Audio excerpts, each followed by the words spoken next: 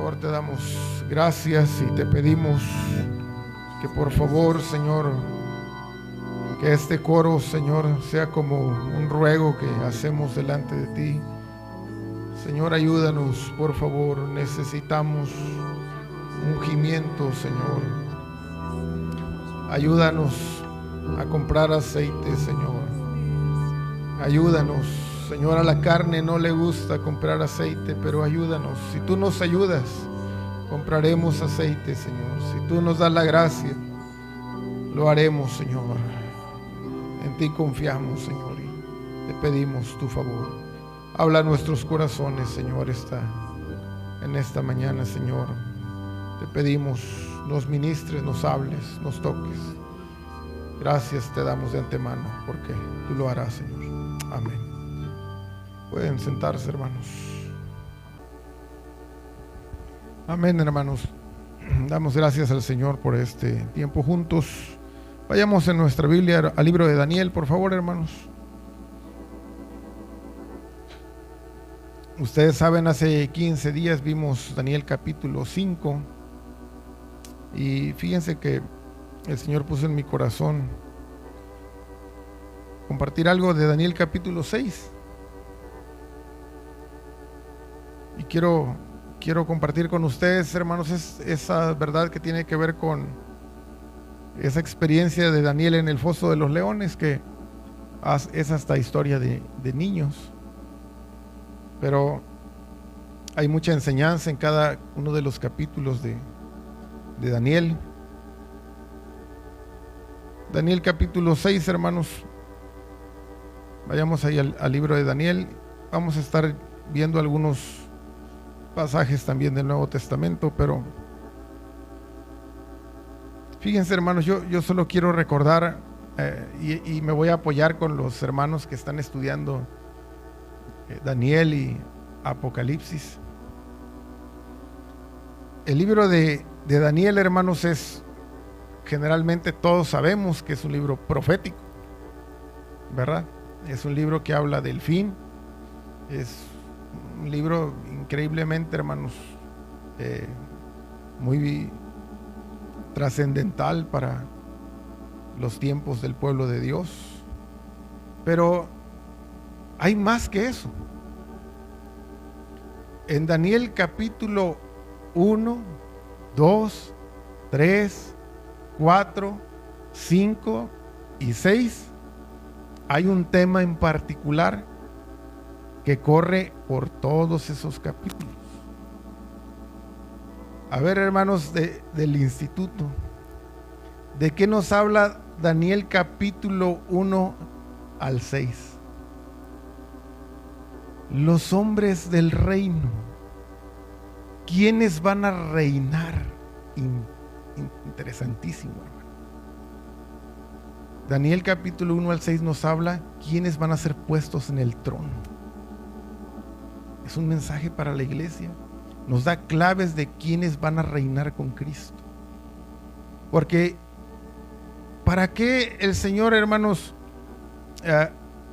o más bien la pregunta, hermanos, la voy a volver a formular? ¿Cuál es el propósito de Dios para su pueblo desde Éxodo? Y me serán un reino de sacerdotes y gente santa. ¿Recuerdan Éxodo? Y Apocalipsis nos dice: y nos ha hecho reyes y sacerdotes y reinaremos, dice Apocalipsis. Hermanos, el Señor quiere llevarnos a una posición alta en el reino. Es su plan para su pueblo. Y a través de Daniel, del capítulo 1 al 6, vemos las claves por las cuales esos hombres que están ahí descritos reinan. Y miren, todo empieza desde el principio en el capítulo 1. No vayan ahí, pero ustedes conocen los capítulos. ¿Quiénes fueron los más inteligentes de todos, hermanos, los estudiosos de las letras y de las ciencias en Babilonia? ¿Quiénes fueron, hermanos? Esos 4 muchachos, Daniel y sus amigos. Inmediatamente vemos en el capítulo 1 que son elevados a una posición alta. Pero ¿cuál fue la clave? No se contaminaron. Hermanos, muchos queremos reinar, pero nos seguimos contaminando. Inmoralidad, cosas feas. Ellos no se contaminaron y inmediatamente empezaron a subir en el escalafón. Luego vemos también en Daniel capítulo 2, ustedes saben el sueño de Nabucodonosor, ¿verdad? Daniel lo revela y dice Daniel 2:48, entonces el rey engrandeció a Daniel y le dio muchos honores y grandes dones y le hizo gobernador de toda la provincia de Babilonia y jefe supremo de todos los sabios de Babilonia. Y fíjense el corazón de Daniel. Ojalá que seamos así, hermanos. Si un día nos toca tener un puesto elevado, dice Daniel 2:49, y Daniel solicitó del rey y obtuvo que pusieran sobre los negocios de la provincia de Babilonia Sadrach, Mesach y Abednego, y Daniel estaba en la corte del rey. Fíjense, Daniel dijo, pero rey, tengo 3 amigos. Fíjense, pensando en los demás. Pero vemos, hermanos, a Daniel como el principal gobernador de la provincia de Babilonia, llegando al trono. Llegando al trono. Y ustedes recuerdan la clave, hermanos, lo vimos en las clases, pero ellos buscaron misericordia del Dios del cielo, ¿recuerdan? Una clave para llegar al trono, hermanos, es buscar su misericordia. Y en Daniel 3, ¿recuerdan el horno de fuego? Dice Daniel 3:30, entonces el rey engrandeció a Sadrach, Mesach y Abednego en la provincia de Babilonia. Hermanos, el Señor nos va a hacer reyes, pero vamos a pasar por el horno. ¿Qué es pasar por el horno, hermanos? Ser tratados, pruebas difíciles. Pero fíjense, después del horno, Nabucodonosor los puso en lugares altos. Y en Daniel capítulo 4, hermanos, que no habla sobre Daniel ni sus amigos, sino que el personaje principal de Daniel capítulo 4, ¿quién es, hermanos? Nabucodonosor. Pero aún Nabucodonosor nos muestra cómo llegar al trono. Recuerden que él fue depuesto del trono, pero luego fue instalado otra vez, pero dice con mayor gloria y grandeza. ¿Por qué el Señor le dio mayor gloria y grandeza, hermanos? Porque se humilló, Dios lo humilló. Los humildes van a llegar al trono. Los humildes. ¿Quién es el más grande, hermanos, en el reino? El servidor de todos, el humilde. Y en Daniel capítulo 5 otra vez vemos el mismo tema del trono. Daniel 5:29 dice, entonces mandó Belsasar vestir a Daniel de púrpura y poner en su cuello un collar de oro y proclamar que era el tercer señor del reino. Nuevamente vemos a Daniel en lugares de gobierno. Bueno, ahora vamos a ver Daniel capítulo 6, hermanos. Esto que dije solo es una introducción para que estemos un poco empapados, pero Daniel nos sigue hablando en el capítulo 6 de los hombres del reino. Pero empecemos en Daniel capítulo 6, verso 1 al 3. Dice, pareció bien a Darío constituir sobre el reino 120 sátrapas que gobernasen en todo el reino, y sobre ellos 3 gobernadores, de los cuales Daniel era uno, a quienes estos sátrapas diesen cuenta para que el reino no fuese perjudicado. Pero Daniel mismo era superior a estos sátrapas y gobernadores, porque había en él un espíritu superior, y el rey pensó en ponerlo sobre todo el reino. Esos 3 primeros versículos, hermanos, de Daniel capítulo 6 nos muestran claramente cómo es el gobierno en el reino de Dios. ¿Recuerdan, hermanos? Nos habla de que aquí había 120 sátrapas en el gobierno de Darío. Y según el libro de los Hechos, en el capítulo 1, versículo 15, la iglesia tenía 120 en el aposento alto, fíjense. Y luego nos dice aquí que en Darío tenía 3 gobernadores principales. La iglesia tenía 3 columnas principales. ¿Recuerdan, hermanos? Pedro, Jacobo y Juan eran los líderes de la iglesia. Pero también nos dice Darío que Daniel era superior y que él quería serle el principal del gobierno. En la iglesia también había un líder principal. Entre los apóstoles nos dice Mateo 10:2 que primero Pedro dice, Él era el principal. Pero saben, hermanos, a mí me llama la atención mucho el liderazgo de la iglesia en la iglesia primitiva. Y Pedro siempre tuvo una preeminencia en los apóstoles, entre los apóstoles. Él está ahí descrito en Mateo 10 como la cabeza.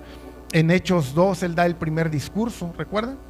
Pero saben que después, hermanos, quien ejerció el liderazgo como líder en Jerusalén fue Jacobo. Si usted investiga, cada vez que Pablo subía a Jerusalén a un asunto importante, generalmente trataba con Jacobo.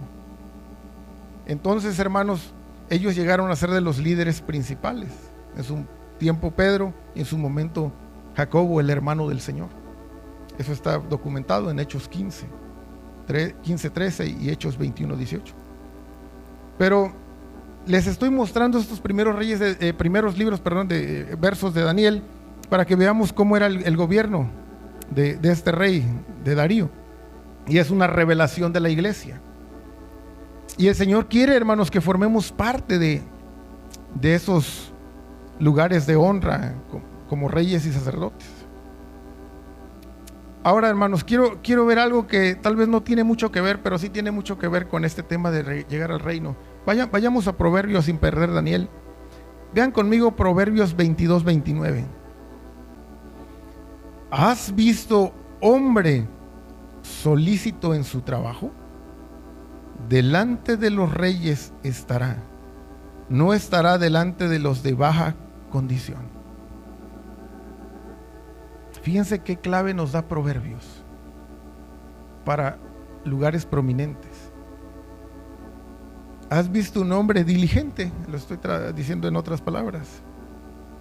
Estará con los reyes, no estará con los de baja estima. Fíjense, hermanos, cómo la diligencia es muy importante. Nuestro pastor siempre nos ha dicho algo, y esto ojalá que todos los hebronitas lo sepamos. Siempre nos ha dicho: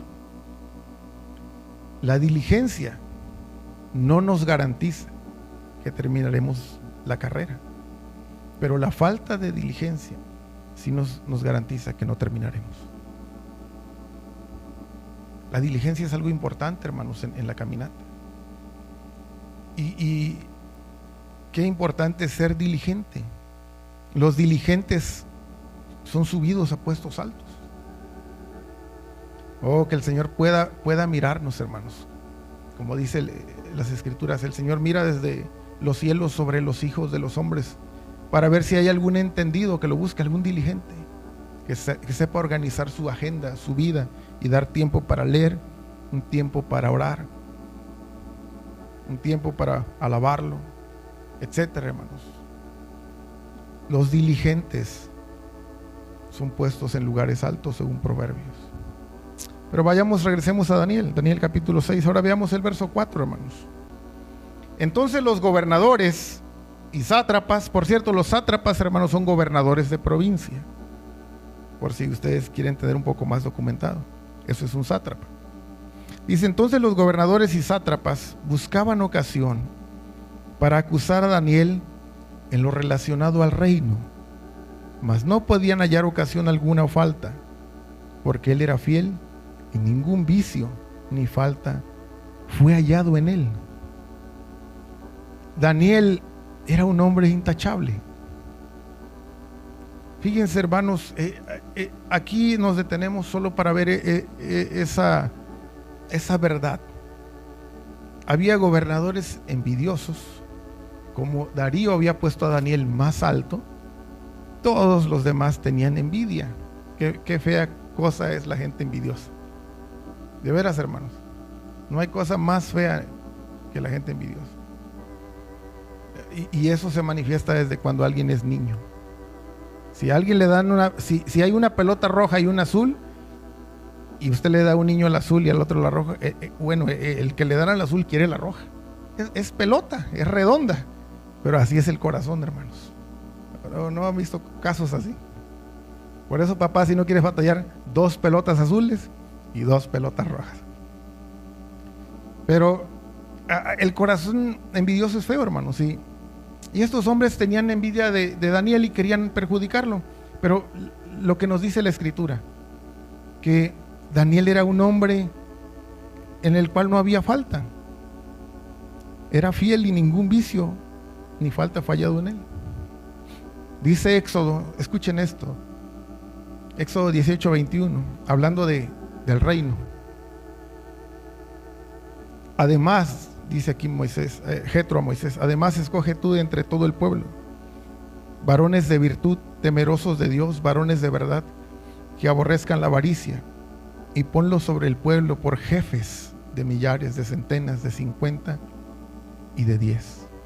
En ese pasaje donde Jetro visita a Moisés, ¿recuerdan que Moisés está aconsejando a todo el pueblo? Y Jetro le dice, Moisés, no hagas eso, te vas a desmayar, no vas a poder llevar tú las cargas del pueblo. Te aconsejo que pongas jefes. Pero ¿cómo iba a ser el carácter de los jefes, hermanos? ¿Los más listos? ¿Los más estudiados? No. Dios no ve eso, dice, varones de virtud, temerosos de Dios, varones de verdad, que aborrezcan la avaricia, y ponlos sobre el pueblo por jefes. ¿Por qué Daniel, hermanos, está en el trono, entre los gobernadores principales? Porque era intachable.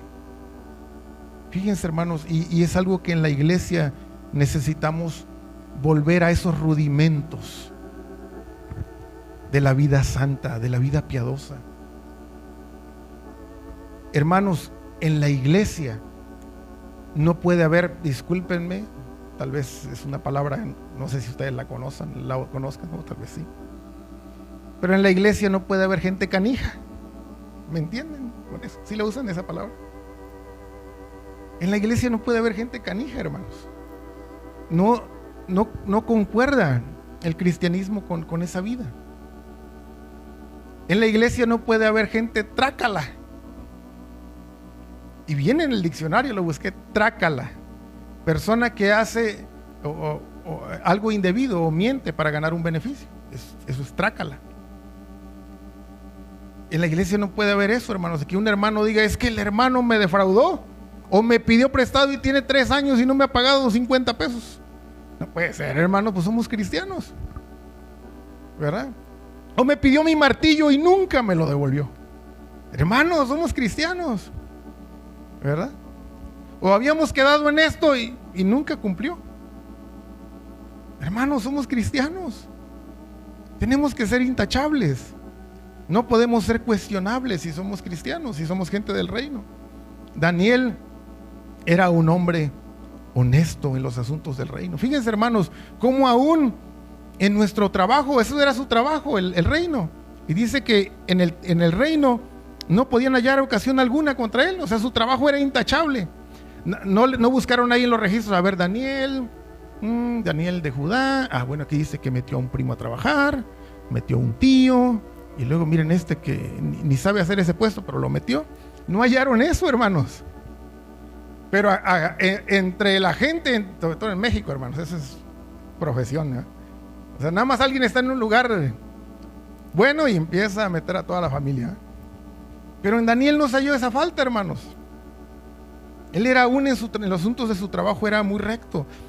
Que así sea aún en nuestro trabajo, hermanos. Que no se diga a nosotros, no, ese ni lo contrates porque te hace una cosa tremenda. Que no se diga así, hermanos. Quiero que me acompañen a Tito, hablando de tener un buen testimonio. Vayan a Tito conmigo, capítulo 2. Y este pasaje quiero leerlo detenidamente.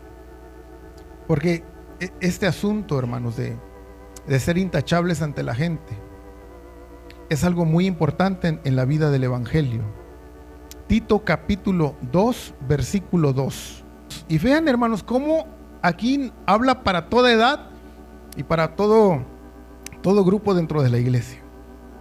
Tito capítulo 2, verso 2 dice que los ancianos sean sobrios, serios, prudentes, sanos en la fe, en el amor, en la paciencia. Las ancianas asimismo sean reverentes en su porte, Fíjense en la forma en cómo se ven.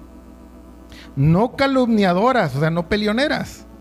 No esclavas del vino, maestras del bien, que enseñen a las mujeres jóvenes a que no se dejen de sus maridos. Así dice, hermanos. Ojalá, hermanos, sí, que las mayores sí estén enseñando lo que dice aquí: amar a sus maridos y a sus hijos. No a que, mira chica, tú no te dejes, si él dice esto, tú ponte abusada. No dice eso, ¿verdad, hermanos? Pero el 5 dice: a ser prudentes, castas, cuidadosas de su casa. Fíjense, aún la casa, hermanos, es un testimonio. Si te visita una vecina o un familiar, que no digan el tiradero que tiene. Si somos cristianos necesitamos ser intachables aún en eso. Buenas, sujetas a sus maridos, para que la palabra de Dios no sea blasfemada. Fíjense qué importante es el testimonio. Aquí no dice que ore, que ayune y que lea su Biblia para que la palabra de Dios no sea blasfemada. No dice eso, ¿verdad? Dice que se sujeten, que respeten a sus maridos para que la palabra de Dios no sea blasfemada. Hermanas, esto es serio. Necesitamos ser intachables en eso.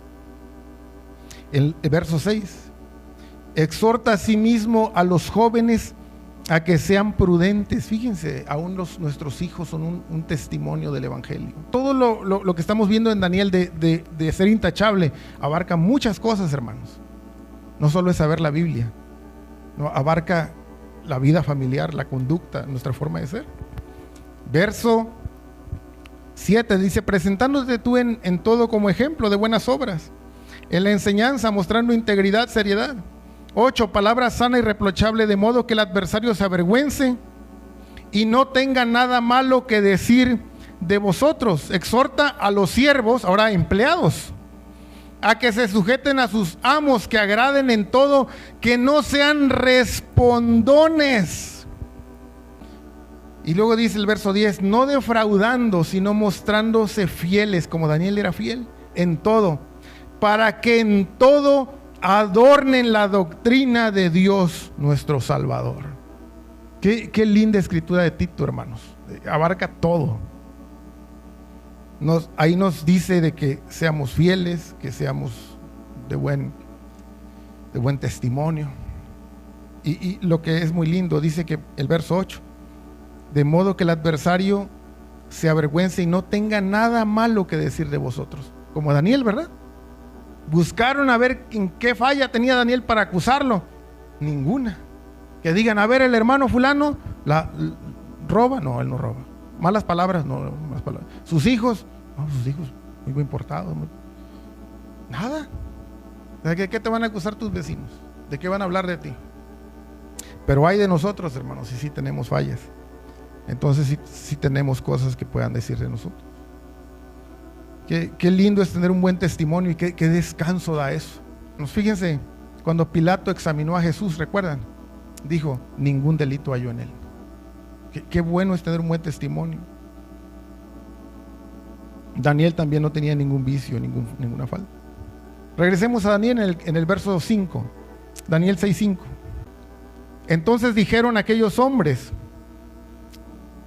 no hallaremos contra este Daniel ocasión alguna para acusarle, si no la hallamos contra él en relación con la ley de su Dios. Entonces estos gobernadores y sátrapas se juntaron delante del rey y le dijeron así: Rey Darío, para siempre vive. Todos los gobernadores del reino, magistrados, sátrapas, príncipes y capitanes, han acordado por consejo que promulgues un edicto real y lo confirmes, que cualquiera que en el espacio de 30 días demande petición de cualquier dios u hombre fuera de ti, oh rey, sea echado en el foso de los leones. Ahora, oh rey, confirma el edicto y fírmalo para que no pueda ser revocado conforme a la ley de Media y de Persia, la cual no puede ser abrogada. Firmó pues el rey Darío el edicto y la prohibición. Y cuando Daniel supo que el edicto había sido firmado, entró en su casa y, abiertas las ventanas de su cámara que daban hacia Jerusalén, se arrodillaba 3 veces al día y oraba y daba gracias delante de su Dios, como lo solía hacer antes. Entonces se juntaron aquellos hombres y hallaron a Daniel orando y rogando en presencia de su Dios. Hermanos, aquí vemos otra fuente de verdad. En el tiempo de Daniel, de ese hombre de Dios, hubo un edicto real, hubo una prohibición. ¿En qué consistía la prohibición? En que nadie podía hacer ninguna petición a ningún Dios o a ningún hombre. Y fíjense lo que dice aquí en el versículo 7.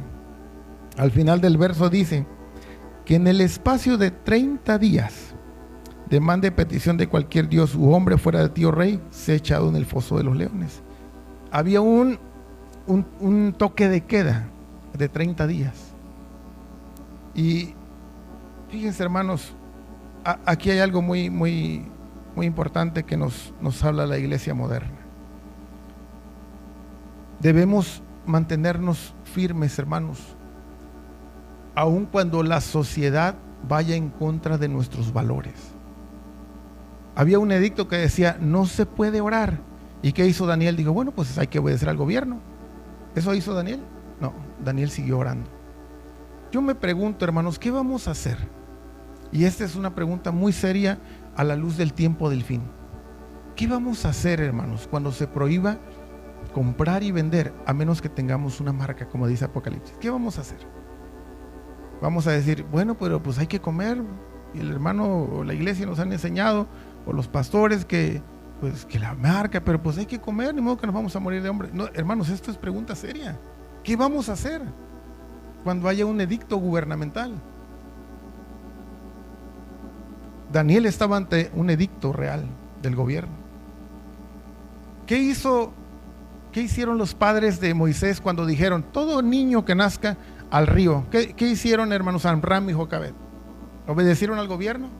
Dice Hebreos que no temieron el decreto del rey. Eso dice el gobierno, pero yo creo esto. Fíjense, hermanos, firmeza en las convicciones. Los amigos de Daniel se mantuvieron firmes antes de adorar la estatua, ¿recuerdan? Aunque el edicto era, adoren la estatua de oro. La pregunta es, ¿qué haremos nosotros? Debemos mantenernos firmes, hermanos. Yo tengo una duda, que si no nos mantenemos firmes ante la sociedad y ante familia con nuestras convicciones, nos mantendremos firmes ante edictos del gobierno. Que Dios tenga misericordia y nos ayude. Pero vean en Daniel capítulo 6, verso 10.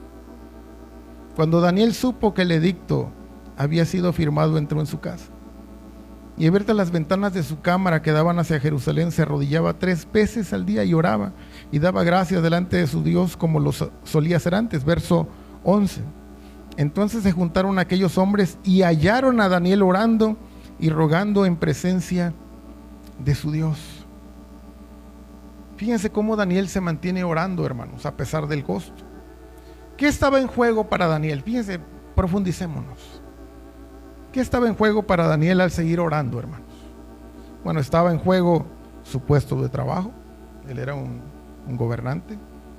Estaba puesto en juego, hermanos, en juego su vida. Pero lo más importante, y creo que Daniel por eso siguió orando, porque estaba en juego su fe y estaba en juego su eternidad. Va a haber el momento donde tenemos que decidir qué es más importante. Daniel decidió. Y miren, hermanos, tal vez nosotros, muchos, hemos fallado en decisiones importantes. Como Pedro. Pedro, cuando fue arrestado Jesús, él no se mantuvo fiel, recuerdan, tuvo miedo. Pero Dios es Dios de segundas oportunidades. Dios ayudó a Pedro para que fuera restaurado. Y Pedro le tenía tanto miedo a los romanos, hermanos, en su momento, por eso negó a Jesús.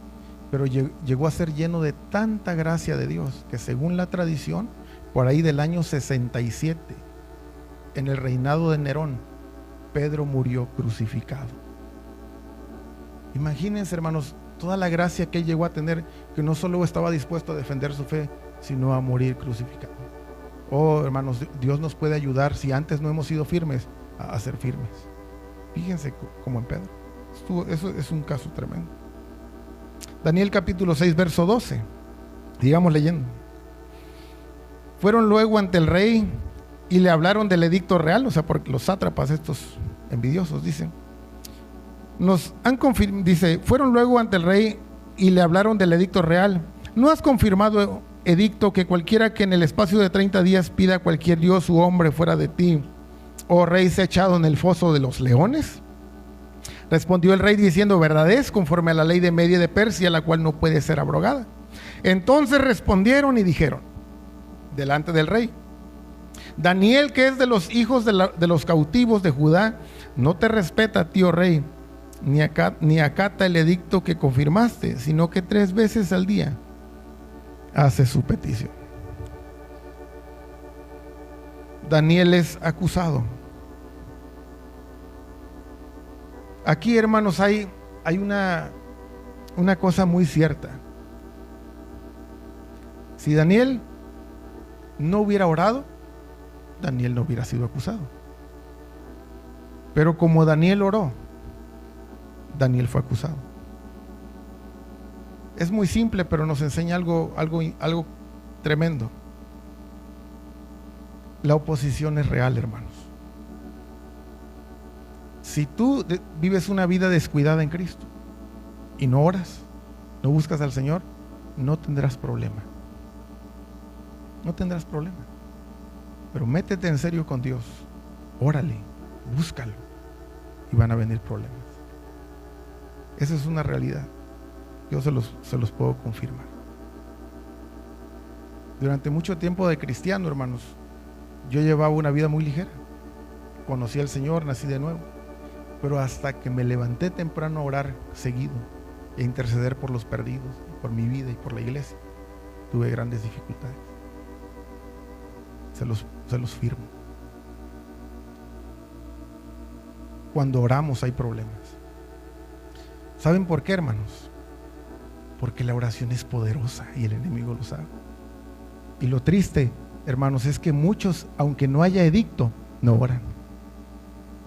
No oran, no hay edicto, hermano, nadie te lo prohíbe, pero no ora mucha gente cristiana. Ay, hermanos, por eso la oración es tan atacada. Dice Pablo que mientras íbamos a la oración nos salió una muchacha, ¿recuerdan?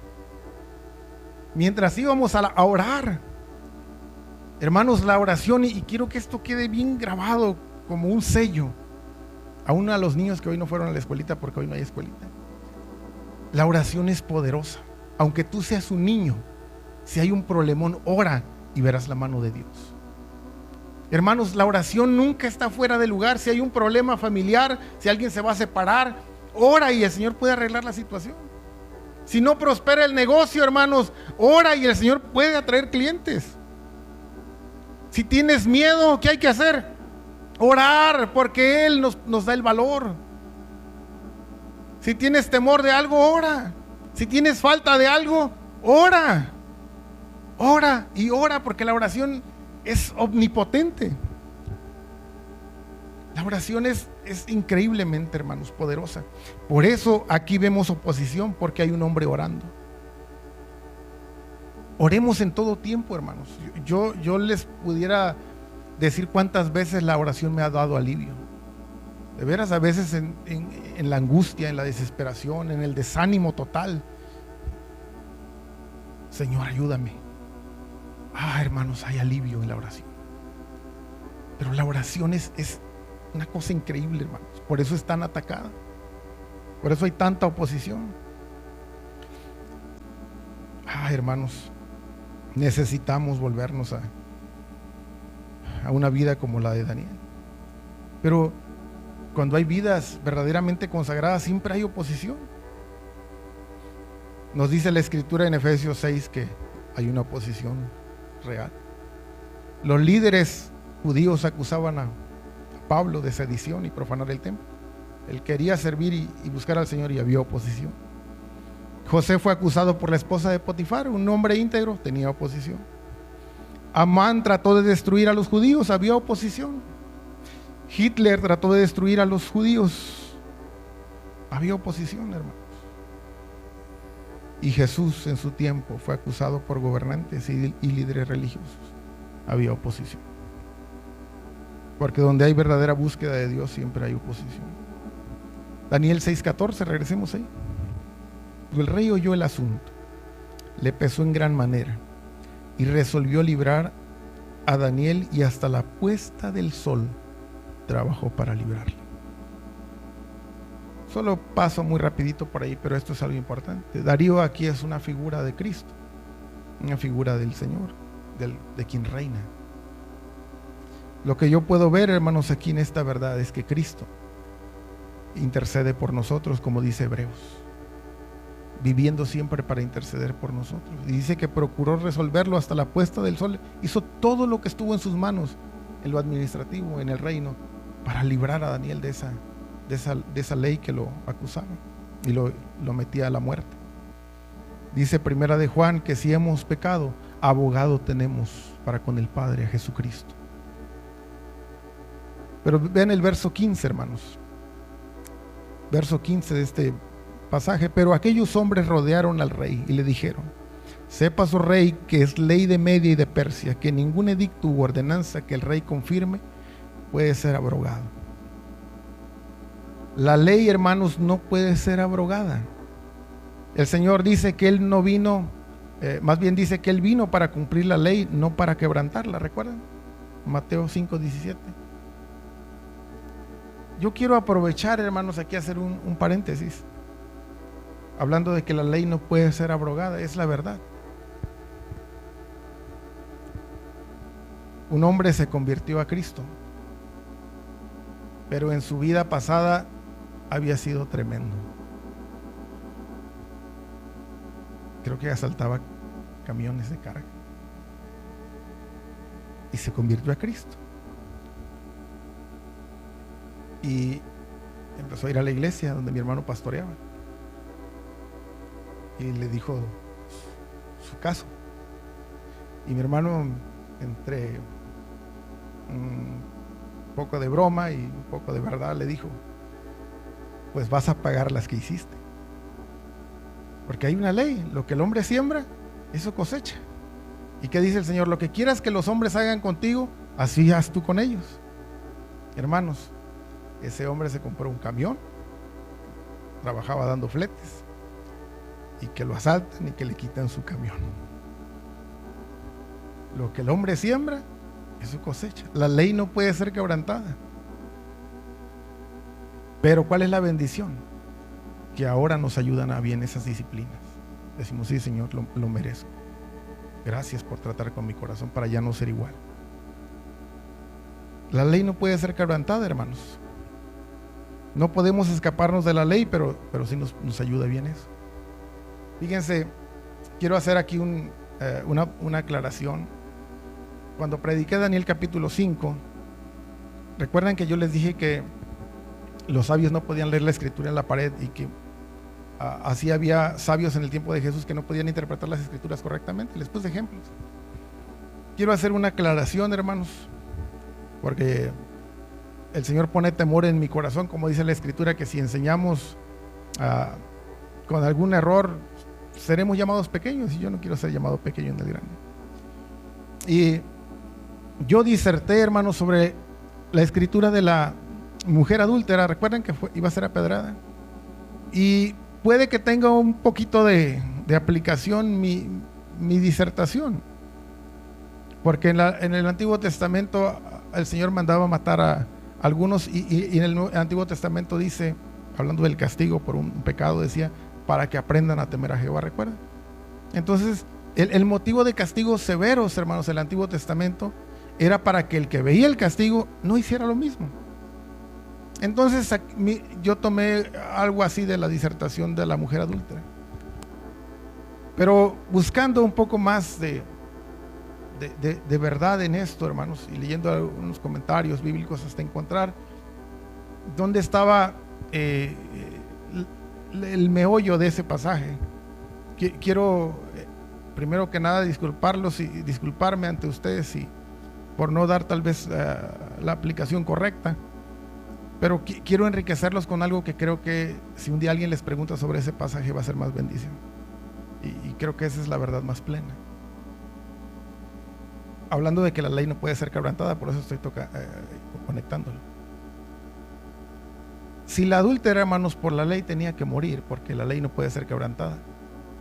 La pregunta del millón es: ¿por qué Cristo la perdona y no es castigada? Es una pregunta profunda, hermanos, esta. Es una pregunta profunda. ¿Qué le dirías a alguien? Bueno, pero ¿por qué si la ley no puede ser quebrantada o se tenía que cumplir, por qué ella no fue castigada? El pecado tiene que ser castigado. Porque el Señor le dice: ni yo te condeno, vete, no peques más. Bueno, hay un comentario bíblico que leí, creo que eso es lo más acertado que he visto. Cristo sí tenía la facultad de decirle que su pecado era perdonado por una gran razón: porque Él pagó por la mujer adúltera. O sea, la ley no puede ser quebrantada, el pecado tiene que ser castigado, y el pecado de ella y de nosotros ya fue castigado en Cristo. ¿Entendemos eso, hermanos? Entonces la ley no puede ser agravada. Por eso, hermanos, puede haber un pecador tremendo, ladrón, homicida, lo que haya hecho en la vida, y venir, y Cristo, hermanos, lo perdona. Pero si el pecado tiene que ser castigado, ya fue castigado en Cristo en la cruz. Por eso Dios lo declara limpio, como a la pecadora. La ley no puede ser abrogada, hermanos. Vayamos a Daniel 6:16. Y trajeron a Daniel. Ya vamos a concluir, hermanos, pero estamos en el meollo. Entonces el rey mandó y trajeron a Daniel y le echaron en el foso de los leones. Y el rey dijo a Daniel: el Dios tuyo, a quien tú continuamente sirves, Él te libre. Hermanos, voy a hacer solo una pausa, ahorita voy a continuar. Daniel, un buen hombre, ora 3 veces al día. Mucho más, hermanos, de lo que algunos podemos vivir en nuestra vida diaria. Pero siendo un hombre intachable, ya vimos, fiel, sin ningún tipo de defecto ni vicio, buscando al Señor con fervor, y lo meten al foso de los leones. ¿Tiene lógica eso? Muchos en la iglesia hoy todavía se preguntan: ¿el cristiano debe sufrir? El cristiano debe sufrir, la gente buena. Y algunos dicen: es que los que sufren es que hicieron algún pecado, o es por falta de fe. No, hermanos. Job nos puede testificar que el bueno sufre. Pablo nos puede testificar que los buenos sufren, los que quieren llevar el evangelio. Es necesario que entremos al reino a través de muchas tribulaciones. Daniel 6:16 nos recuerda eso, que los buenos también sufren, hermanos. Dios lo permite en su gran sabiduría para hacer algo en nuestros corazones. Pero ven el 22, ahora me voy a brincar al verso 22, Daniel 6:22. Aquí ya van a sacar a Daniel. Y dice: mi Dios envió su ángel, el cual cerró la boca de los leones para que no me hiciesen daño, porque ante él fui hallado inocente, y aún delante de ti, oh rey, yo no he hecho nada malo. Fíjense esta historia, hermanos, toca de todo, pero no quiero pasar de largo sin ver algo aquí. Daniel dice: mi Dios envió su ángel. A veces nos sentimos, hermanos, como que nosotros somos los únicos en el ring y el enemigo y su ejército, ¿verdad? Pero no es así en la vida espiritual. Según Hebreos, el Señor pone ángeles a nuestra disposición para que nos ayuden. Y más claramente el Salmo 91 dice que a sus ángeles mandará cerca de ti para que tu pie no tropiece en piedra. Hay ángeles, hermanos, que cuidan de la iglesia. Solo les voy a decir una advertencia, sobre todo los que manejamos rápido: nunca vayas más rápido que tu ángel guardián. Así decía un sticker. Pero los ángeles nos cuidan. Esta es una verdad, hermanos. Hace años, unos hermanos que fueron pastores en un lugar rural nos comentaron que estaban teniendo muchas batallas. tenían techo de lámina, creo que en su casa y la iglesia. Se oían ruidos feos arriba del techo. Y dijo el hermano, contando su testimonio, pero un día, en ese tiempo difícil, vimos un resplandor. Dice, vimos 2 ángeles con unas espadas así. Dice, subieron e hicieron pedazos lo que estaba arriba. Testimonios tremendos. Hay ángeles, hermanos. Yo oro, hermanos, a veces, Señor, que tus ángeles acampen en derredor nuestro, nos defiendan. Podemos orar también así. Un ángel fortaleció a Cristo en su tiempo difícil, recuerda. Son servidores a favor de los que son herederos de la salvación, dice Hebreos. Daniel 6:23 dice: entonces se alegró el rey en gran manera a causa de él, y mandó sacar a Daniel del foso. Y fue Daniel sacado del foso, y ninguna lesión se halló en él, porque había confiado en su Dios. Y dice aquí en el verso 24: y dio orden el rey, y fueron traídos aquellos hombres que habían acusado a Daniel, y fueron echados en el foso de los leones, ellos, sus hijos y sus mujeres. Y aún no había llegado al fondo del foso cuando los leones se apoderaron de ellos y quebraron todos sus huesos. Daniel es sacado del foso de los leones, hermanos. Hay pozos profundos como parte de los tratos de Dios. José fue echado en una cisterna. José fue puesto en la cárcel. Jonás estuvo en el vientre del gran pez. Pedro estuvo en la cárcel. Pablo y Silas estuvieron en un calabozo. Pero hay algo que nos dice el verso 24. Vemos que los enemigos de Daniel mueren después de ese evento. Hay victoria si estamos dispuestos a someternos a los tratos de Dios, hermanos. Hay victoria si confiamos en el Señor. Daniel confió en su Dios. Y el Señor permite que haya enemigos. Él reina, el Señor lo permite. Pero vemos que siempre hay victoria para el justo. Hay dificultades, pero siempre el justo termina bien. Es una bendición. Pero quiero terminar con algo muy precioso en el verso 25. Ya voy a terminar, hermanos. Verso 25 al 27 dice: entonces el rey Darío escribió a todos los pueblos, naciones y lenguas que habitan en toda la tierra, paz os sea multiplicada. De parte mía es puesta esta ordenanza, que en todo el dominio de mi reino todos teman y tiemblen ante la presencia del Dios de Daniel, porque Él es el Dios viviente y permanece por todos los siglos, y su reino no será jamás destruido, y su dominio perdurará hasta el fin. Él salva y libra y hace señales y maravillas en el cielo y en la tierra. Él ha librado a Daniel del poder de los leones. Vemos a Darío, hermanos, que alaba a Dios y que teme a Dios. ¿Por qué Darío, hermanos, un rey gentil, se vuelve un adorador del Dios verdadero, del Dios de Daniel? Hermanos, nuestro testimonio es el mensaje más poderoso que podemos dar a los inconversos. El testimonio de Daniel, sin falta, sin vicio. Un hombre intachable, un hombre que buscaba a Dios. Su vida, hermanos, su forma de sufrir ahí en el foso de los leones. Su confianza en Dios se volvió un testimonio que alcanzó al rey Darío. Hermanos, ¿qué ven otros en nosotros? Lo que ven en nosotros lo hacen alabar a Dios, o dicen: ¿yo ser cristiano para ser así? ¿Qué ven en nosotros la gente? El testimonio es algo muy importante, hermanos. Darío se volvió alguien que adoraba a Dios por el testimonio de Daniel. Y termina Daniel 6:28, con eso termina. Y este Daniel prosperó durante el reinado de Darío y durante el reinado de Ciro el persa.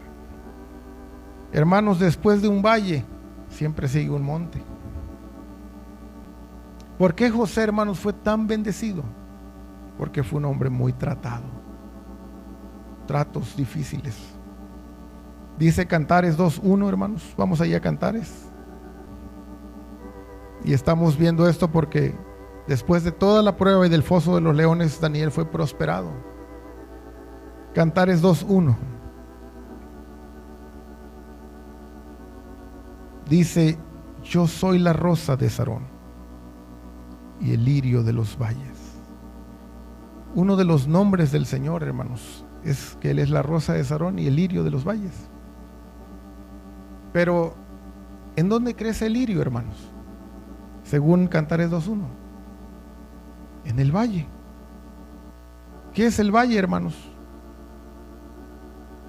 Un lugar profundo, un lugar bajo, un lugar de prueba. Cristo dijo en sus días en la tierra: ni Salomón con toda su gloria se vistió como uno de ellos, como los lirios, con esa belleza. ¿En dónde nos volvemos bellos? En el Evangelio, en Cristo. En el valle, en la enfermedad, en la prueba, en la carencia, en los tratos de Dios. Íbamos de viaje, hermanos, a visitar a un cliente, mi jefe y yo, allá en Monterrey hace años, a una fábrica de gente que él conoce. Se dedican a doblar acero, tienen máquinas, todo, y esa familia prosperó. Y mientras íbamos me contó un poco de la historia de esa familia y me dijo: en esa familia hay varios hermanos. Dice, pero uno de ellos era tremendo, pero tremendo. Pero lo secuestraron. Ya no iba a vivir ese hombre. Gracias a Dios lo liberaron. Dice, me estaba diciendo mi jefe, se volvió el más tranquilo de todos. ¿Qué lo aplacó, hermanos? El trato, la prueba. ¿Qué nos va a cambiar a nosotros, hermanos, al toro bravo, para que seamos un buey? Los tratos.